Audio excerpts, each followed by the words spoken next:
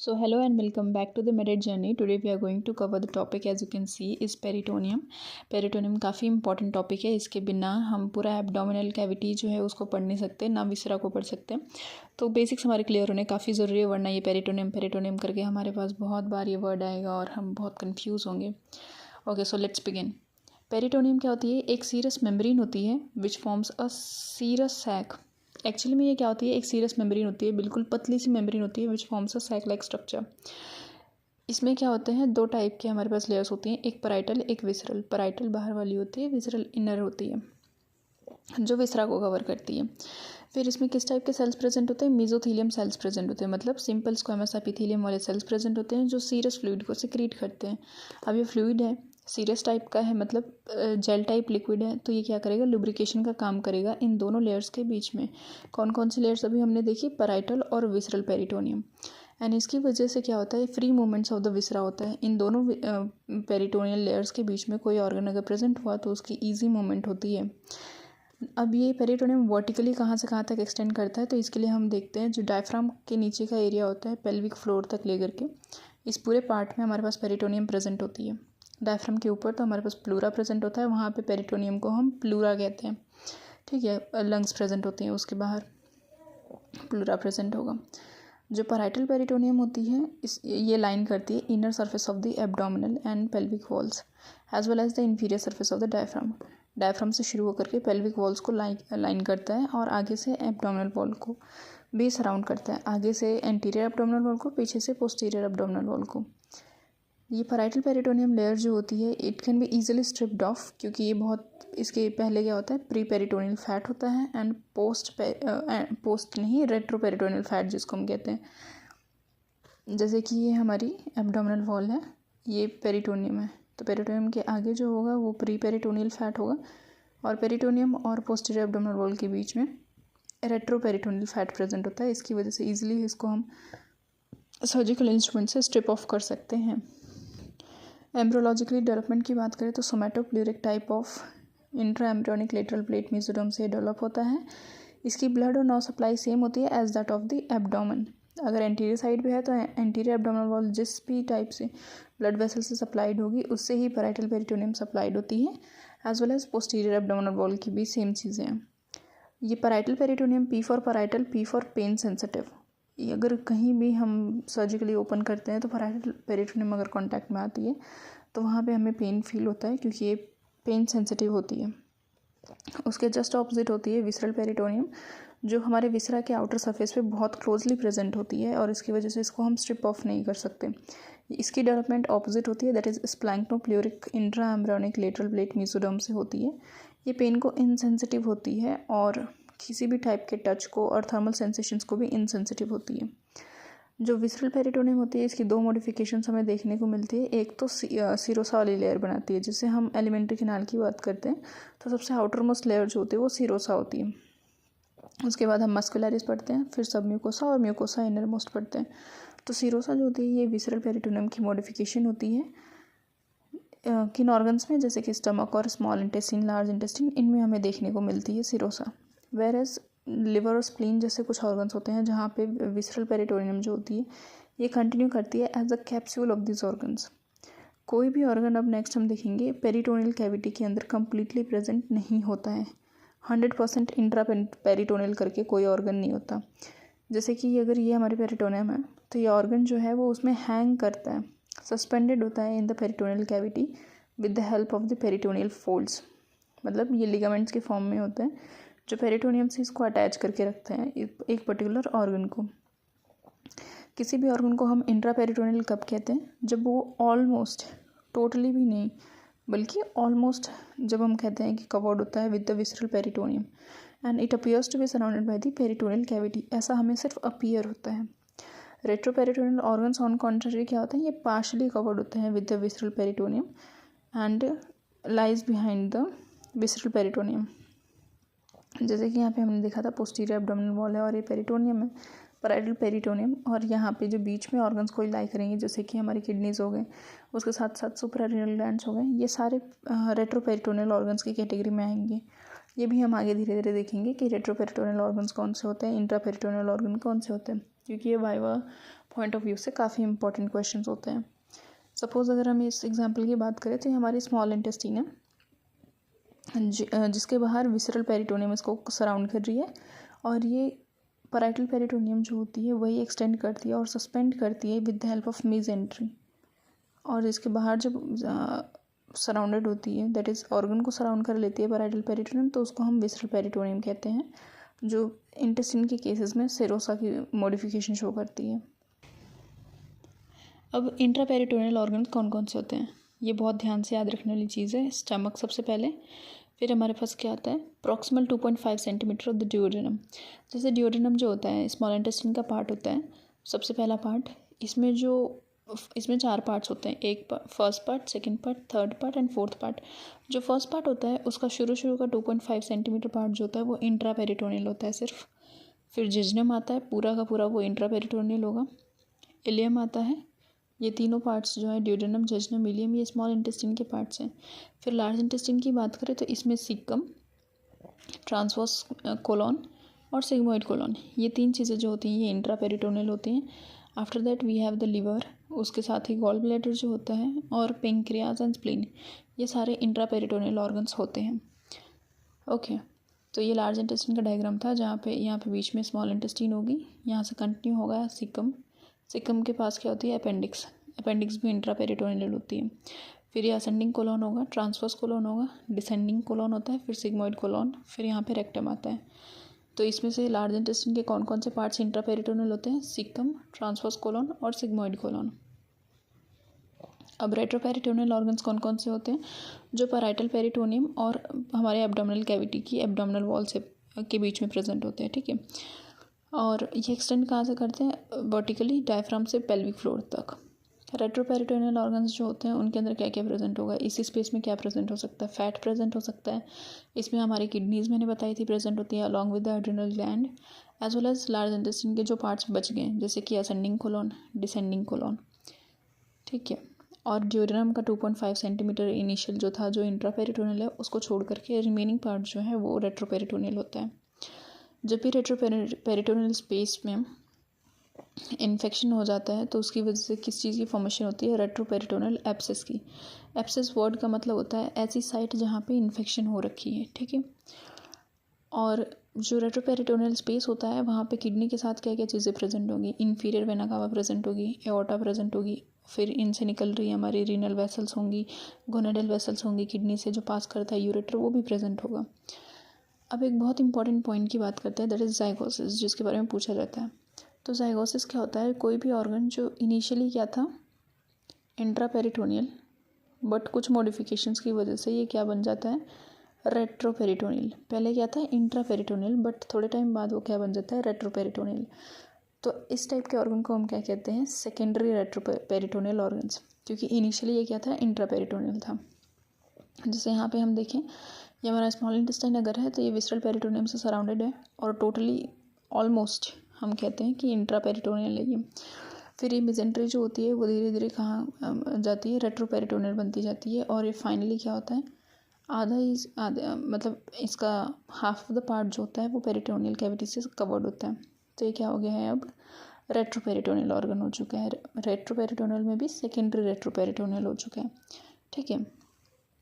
Secondary retroperitoneal organs और primary retroperitoneal organs की बात करें तो प्राइमरी रेट्रोपेरिटोनियल ऑर्गन्स में KUS से हम याद कर सकते हैं, किडनीज, यूरेटर्स और सुप्रारेनल ग्लैंड्स। ये इनिशियली रेट्रोपेरिटोनियल होते हैं, मतलब कि ये हमारी पैराइटल पेरिटोनियम और पोस्टीरियर एब्डोमिनल वॉल के बीच में प्रेजेंट होते हैं बाय बर्थ। बट कुछ ऑर्गन्स ऐसे होते हैं जो इनिशियली इंट्रा पेरिटोनियल होंगे, फिर वो रेट्रोपेरिटोनियल में कन्वर्ट होते हैं।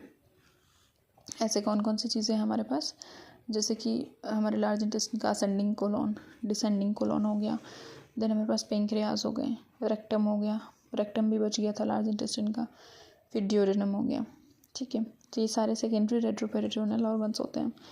Now the peritoneal ligaments. Peritoneal ligaments ऐसे टाइप के बेसिकली लिगामेंट्स होते हैं जो डबल लेयर्ड होते हैं, और ये पेरिटोनियल फोल्ड्स ही होते हैं बट डबल लेयर्ड होते हैं। ये क्या करते हैं, एक ऑर्गन को दूसरे ऑर्गन से कनेक्ट करने का काम करते हैं, या तो एक ऑर्गन को कनेक्ट करते हैं विद द एब्डोमिनल वॉल। और इनका नाम कैसे होता है, जैसे फ्रेनिकोकोलिक। फ्रेनिको वर्ड हमारे पास डायफ्राम के लिए होता है, कोलिक मतलब कोलोन ऑफ लार्ज इंटेस्टाइन। जब कोलोन और डायफ्राम के बीच में ये लिगामेंट प्रेजेंट होगा तो इसको फ्रेनिकोकोलिक लिगामेंट कहेंगे। सेम वे में गैस्ट्रोरीनल लिगामेंट जो स्टमक और किडनीज के बीच में प्रेजेंट होगा। फिर गैस्ट्रोस्प्लीनिक लिगामेंट आता है जो स्टमक और स्प्लीन के बीच में प्रेजेंट होता है।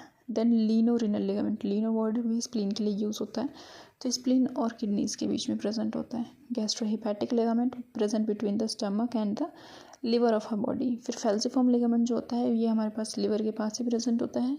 फिर कोरोनरी लिगामेंट्स जो होते हैं ये भी पेरिटोनियल फोल्ड्स ही होते हैं जिनको हम पेरिटोनियल लिगामेंट्स कहते हैं। फिर गैस्ट्रोड्यूटेनल लिगामेंट जो होता है वो स्टमक और first part of the small intestine के बीच में प्रेजेंट होता है। ओके, तो ये है हमारी गट ट्यूब है, दैट इज़ जिससे हमारा पूरा एलिमेंट्री कैनाल डेवलप होता है और ये वेंट्रल मिजेंट्री से कवर्ड होता है और डॉर्सली कवर्ड होता है बाय द डॉर्सल मिजेंट्री। जो गट ट्यूब होती है ये फोरगट, मिडगट और हैंडगट में डिवाइडेड होती है। वेंट्रल मिजेंट्री इसको सिर्फ anterior part of the foregut में कवर करती है, वेरस डॉर्सल मिजेंट्री जो होती है वो फोरगट, मिडगट और हैंडगट इन तीनों पार्ट्स में कवर करती है। यही मैंने यहाँ पे भी लिखा है, मिडगट और हैंडगट जो होते हैं इनके पास सिर्फ डॉर्सल मिजेंट्री होती है, ठीक है। वेंट्रल मिजेंट्री यहाँ पे एब्सेंट होती है, ऑब्लिटरेटेड होती है। और ये डॉर्सल मिजेंट्री क्या फॉर्म करता है मिडगट और हैंडगट वाले पार्ट में? जजनम और इलियम की मिजेंट्री फॉर्म करता है। मिजेंट्री क्या होती है? जो कनेक्ट करती है हमारे स्मॉल इंटेस्टाइन को with the posterior abdominal wall, ठीक है।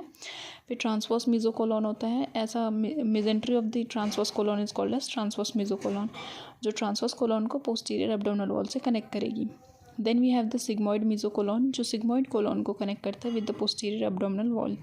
And the meso appendix, appendix जिस मिजेंट्री के साथ कनेक्टेड होती है with the posterior abdominal wall is called as the meso appendix. The abdominal part of the foregut is suspended by the mesenteries both ventrally और dorsally। ये हमने देख लिया, वेंट्रल मिजेंट्री होती है, डॉर्सल मिजेंट्री होती है। अब इनके फेट देखते हैं कि वेंट्रल मिजेंट्री से क्या चीज़ें बनती हैं एंड डॉर्सल मिजेंट्री से क्या चीज़ें बनती हैं। सो फर्स्टली वेंट्रल मिजेंट्री से हमारे पास क्या क्या चीज़ें बनती है? फैल्सिफॉर्म लिगामेंट बनता है, right and left triangular ligaments बनते हैं, superior inferior layer of the coronary ligament बनते हैं और लेसर ओमेंटम बनता है। ये सब वेंट्रल साइड पे प्रेजेंट होते हैं, ठीक है। डॉर्सल साइड पे हमारे पास 3 लिगामेंट्स बनेंगे और एक ग्रेटर ओमेंटम बनता है, ठीक है। ये आगे और क्लियर होता जाएगा हमें कि ये चीज़ें कैसे डॉर्सल मिजेंट्री से डेवलप होती हैं। 3 लिगामेंट्स कौन कौन से बनते हैं? गैस्ट्रोरीनल लिगामेंट, लीनोरीनल लिगामेंट और gastrophrenic ligaments. This are the 3 ligaments which develop from the dorsal mesentery. और ग्रेटर ओमेंटम जो होता है वो भी डॉर्सल मिजेंट्री से डेवलप होता है। लेसर ओमेंटम जो होता है ये वेंट्रल मिजेंट्री से डेवलप होगा। वेंट्रल मिजेंट्री एक्चुअली में लीवर की वजह से होती है, तो वहाँ पे फैल्सिफॉर्म लिगामेंट भी आ जाता है। लीवर के साथ हम रिलेट करते हैं राइट और लेफ्ट ट्रायंगुलर लिगामेंट भी। Superior and inferior layer of the coronary ligament भी इन्वॉल्व होता है in the formation of the bare area of the liver. तो बेसिकली हम जब वेंट्रल मिजेंट्री की बात करते हैं तो हम लीवर के रिस्पेक्ट में सारी चीज़ें सोचते हैं, और जब डॉर्सल मिजेंट्री की बात करते हैं तो बेसिकली हम स्प्लीन की रिस्पेक्ट में बाकी चीज़ों को देखते हैं। ये भी थोड़ी देर में आपको डायग्राम के थ्रू मैं क्लियर करूँगी।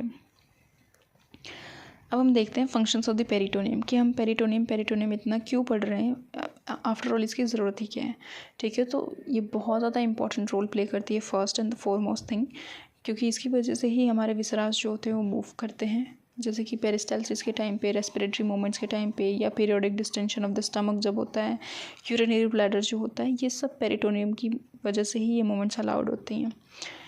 एज वेल एज प्रोटेक्शन का फंक्शन प्रोटेक्शन का रोल प्ले करती है। ये हमारे विसरास को प्रोटेक्ट करती है against any kind of infection, क्योंकि जो पेरिटोनियल कैविटी होती है यहाँ पे लिम्फोसाइट्स प्रेजेंट होते हैं जो बोथ सेल मेडिएटेड इम्यूनिटी और ह्यूमरल इम्यूनिटी दोनों प्रोवाइड करते हैं।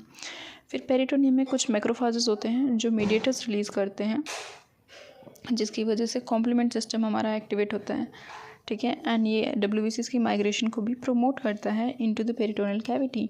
अब ये WBCs माइग्रेट करेंगे तो बेसिकली न्यूट्रोफिल्स जो होते हैं और मैक्रोफाजेस जो होते हैं वो फैगोसाइटोसिस का काम करेंगे, ठीक है। पेरिटोनियल मास्ट सेल्स होते हैं, पेरिटोनियल मैक्रोफाजेस भी होते हैं, पेरिटोनियल मास्ट सेल्स भी होते हैं। मास्ट सेल से क्या रिलीज़ होता है हमारे पास? जब भी इन्फ्लेमेशन होती है तो हिस्टामिन रिलीज़ होता है जो वासोडायलेटर की तरह काम करता है। एंड यहाँ से रिलीज़ ऑफ द इम्यूनोग्लोबुलिन्स होता है जो एंटीबॉडीज़ फॉरेन एंटीजन्स के साथ रिएक्ट करके उस एंटीजन को किल करते हैं। पेरिटोनियम को हम पुलिसमैन ऑफ द एब्डोमेन भी कहते हैं। क्यों पेरिटोनियम को पुलिसमैन ऑफ द एब्डोमेन कहते हैं? क्योंकि कोई भी इंट्रा पेरिटोनियल इन्फेक्शन जो होता है उसको ये स्प्रेड होने से प्रिवेंट करता है, उसको सील कर देता है। किसी भी फॉर्म की गैंग्रीन या परफोरेशन होती है तो पेरिटोनियम वहाँ पे पैच की तरह बनाता है और उसको सील कर देता है। इसका रोल एब्जॉर्प्शन में भी है, क्योंकि मेसोथेलियम प्रेजेंट होती है between the parietal and the mesothelium is present in the parietal and the visceral peritoneum. तो मेसोथेलियम का फंक्शन क्या होता है? ये सिंपल स्क्वेमस से बनी होती है, तो एक तरीके से फिल्ट्रेशन मेम्ब्रेन की तरह काम करती है, that is semi permeable membrane की तरह काम करती है, जिसके थ्रू डिफ्यूजन ईजिली हो जाता है। फिर पेरिटोनियम काफ़ी ज़्यादा अमाउंट में फ़ैट को कंसिस्ट करता है एंड अडेशन भी प्रोवाइड करता है, क्योंकि इसके पास फाइब्रिन प्रेजेंट होता है। तो ये फाइब्रिन बन करके एक दूसरे के साथ चीज़ों को जोड़ते हैं। ये वेन्स, आर्टरीज और नर्व्स इन सब के लिए एक रास्ते की तरह काम करता है विसरास के बीच में। जो ये वेन्स, आर्टरीज और नर्व्स होते हैं ये विसरा को कहीं से भी जा कर के पंक्चर नहीं करते या एंटर नहीं करते हैं, ये सिर्फ और सिर्फ पेरिटोनियम से एंटर करते हैं। हीलिंग पावर भी इनकी काफ़ी होती है। क्यों? क्योंकि मेसोथेलियल सेल्स जो होते हैं वो क्या रिलीज़ करते हैं? फाइब्रोब्लास्ट में ट्रांसफॉर्म हो जाते हैं। फिर ये फाइब्रोब्लास्ट क्या करते हैं? हीलिंग को प्रमोट करते हैं। Now what is peritoneal dialysis? एक तो हम हीमोडायलिसिस पढ़ते हैं, दूसरा पेरिटोनियल डायलिसिस होता है, जिसमें हम एक आर्टिफिशियल फ्लूइड को डालते हैं इन द पेरिटोनियल कैविटी, जो सर्कुलेट करेगा और जो भी हमारे नाइट्रोजिनस वेस्ट होते हैं like the urea and other metabolites उनको रिमूव करता है from the blood. Now the upper abdomen and the subphrenic area, that is diaphragm के नीचे वाली एरिया जो होती है, इसके पास ग्रेटर एब्जॉर्प्टिव पावर होती है because of the respiratory movement aids the absorption. Absorption का प्रोसेस बढ़ जाता है बिकॉज जब भी हम रेस्पिरेशन कर रहे होते हैं तो मूवमेंट्स होती है उसकी वजह से। Now the covering of the diaphragm has the stomata. जो डायफ्राम है उसके पास छोटे छोटे पोर्स होते हैं जिनको स्टोमाटा कहते हैं, जो कम्युनिकेट करता है with the lymphatics of the diaphragmatic lymphatic pool. तो ये लिम्फेटिक्स के साथ कम्युनिकेट करता है, इसकी वजह से चीज़ों का डिफ्यूजन भी काफ़ी फास्ट हो जाता है। तो स्टोमाटा किसके पास प्रेजेंट होता है? डायफ्राम के पास प्रेजेंट होता है। So guys this was all about the peritoneum. अब हम आगे नेक्स्ट लेक्चर में देखेंगे ओमेंटम के बारे में। ओमेंटम में भी हमारे पास ग्रेटर ओमेंटम होता है, लेसर ओमेंटम होता है। Then further we will see in दोनों ओमेंटम को कनेक्ट कौन करता है, दैट इज़ एपिप्लोइक फोरामेन देखेंगे, जिस पे भी शॉर्ट नोट काफ़ी बार आज पूछा जाता है। एपिप्लोइक फोरामेन के बाद हमारे पास आता है sacs, greater and lesser sacs, ठीक है, इनके बारे में भी हम सेपरेटली देखेंगे। Till then keep watching the videos. If you do like, hit the like button, share and subscribe to my channel and stay tuned.